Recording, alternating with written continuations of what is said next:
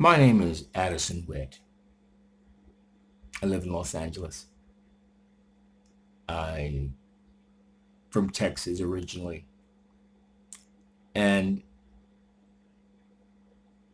a couple of weeks ago, I decided to say something about Ahmaud Arbery's murder in Georgia.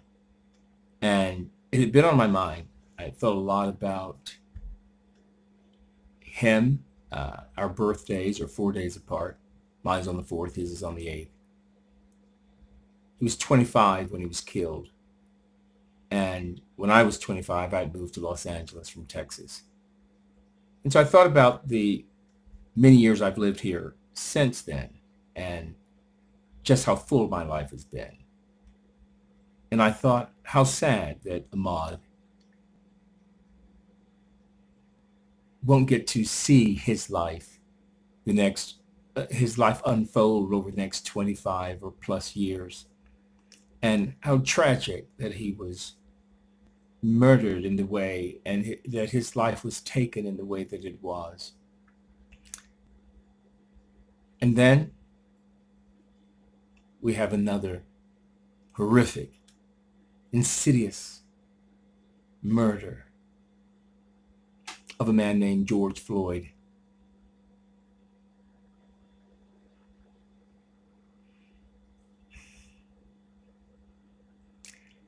I've thought a lot about racism, racism in America.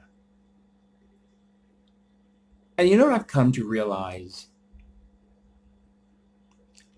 That racism, as insidious, vile as it is, in fact, it's one of the lowest forms of human behavior. Racism will always exist. It always has existed in many cultures, in many societies, lands across the world. There's always been racism. These types of murders go beyond racism. This is something worse in our society. It's no longer enough to just call it racism and and have this overwhelming desire to rid ourselves of racism. It's systemic, targeted, wanting,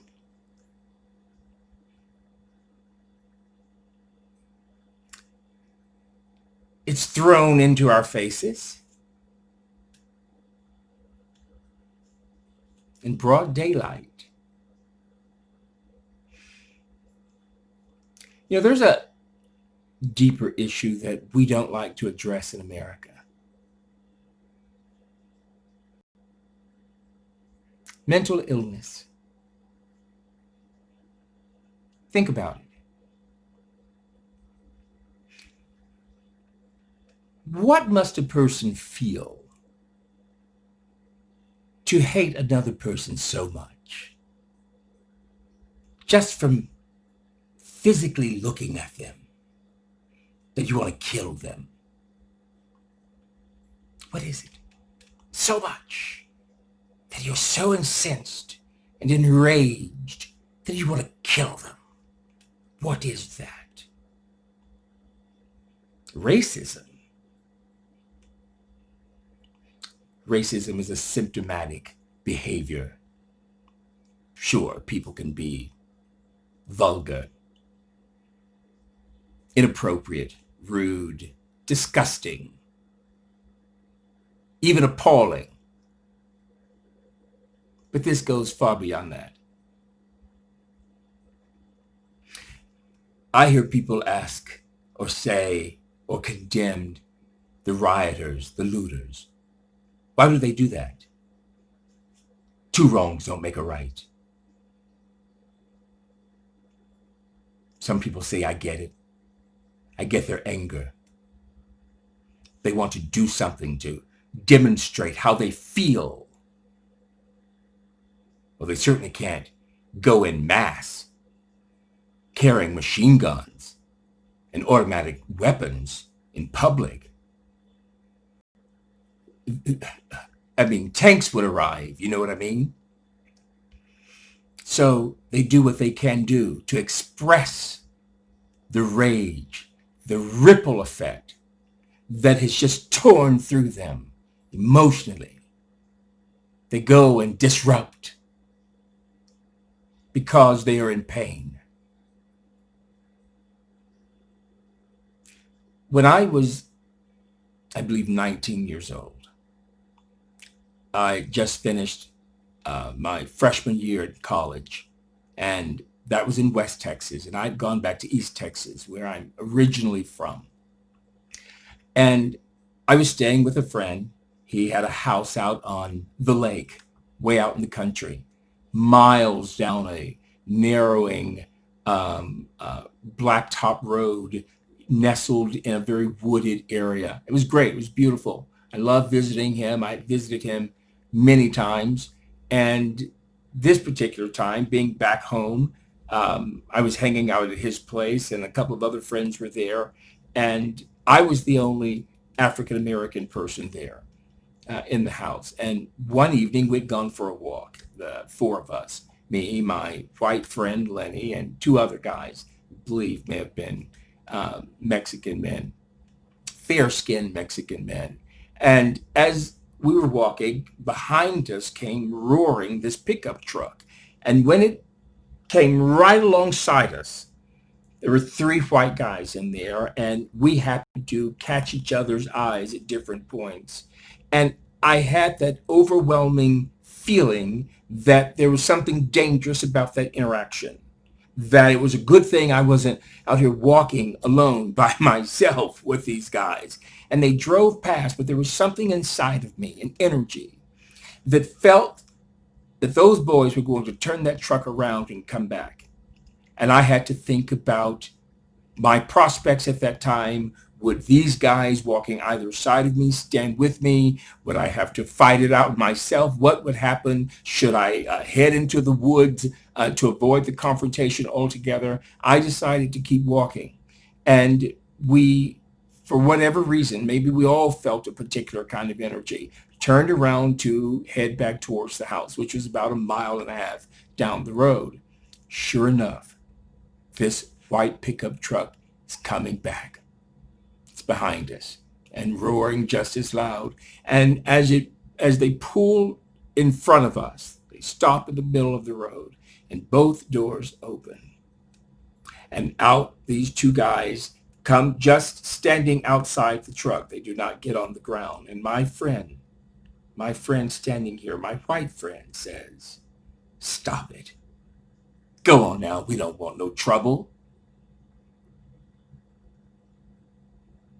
Go on now." Those words rang in my ears.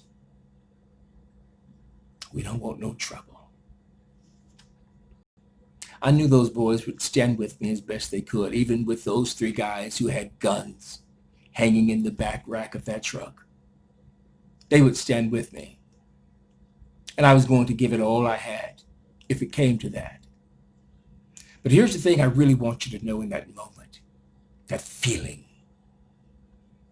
It's fight or flight. Live or die in that moment. And God knows you want to live. And you're going to do everything that you can to live. Even when someone is standing right in front of you with a double-barrel shotgun, or with their knee pressed into your neck.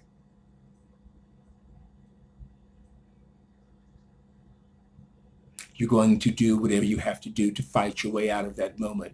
You've confronted the most vile evil.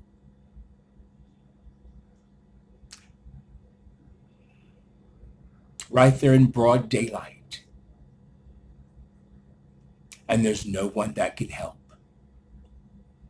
It's interesting in our country right now in terms of leadership. How really and truly we lack leadership. There's no one, the African American community, what are they going to say? Black president? Didn't matter. white president, it's all the same. You see, no one's coming. I remember Oprah Winfrey saying that. If you think someone's coming to save you, they're not. No one's coming. It's up to us. It's up to all of us. There's a systemic problem in this country, our country, where men are being shot down in the street by law enforcement. And it's purposeful. And it not only undermines who we are, it defines us.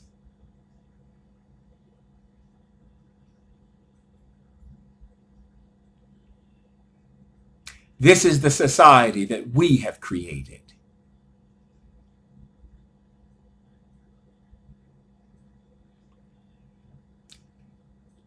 I see and hear a lot of white people saying enough, outraged. Stop it. Go on now. We don't want no trouble. Yes, thank you. I hear all races of people and see everyone saying enough is enough. But we have to do something. And we have to first realize that racism is not the full culprit and move beyond racism and really understand why are these particular men hired in police departments. How much of the training addresses mental stability and mental health in your community of law enforcers? Those people who are preconditioned to hatred, to a willingness to kill. How do they feel about the neighborhoods they are policing? And perhaps they should police different neighborhoods.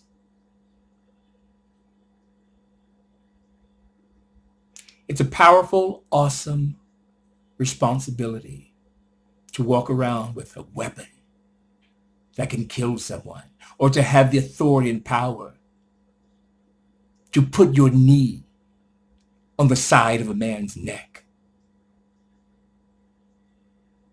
And with that responsibility should come an equal penalty when it is betrayed.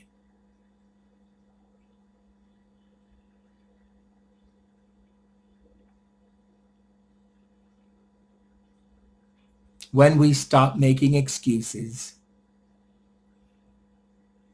when we call it by its proper name, when we demand that our society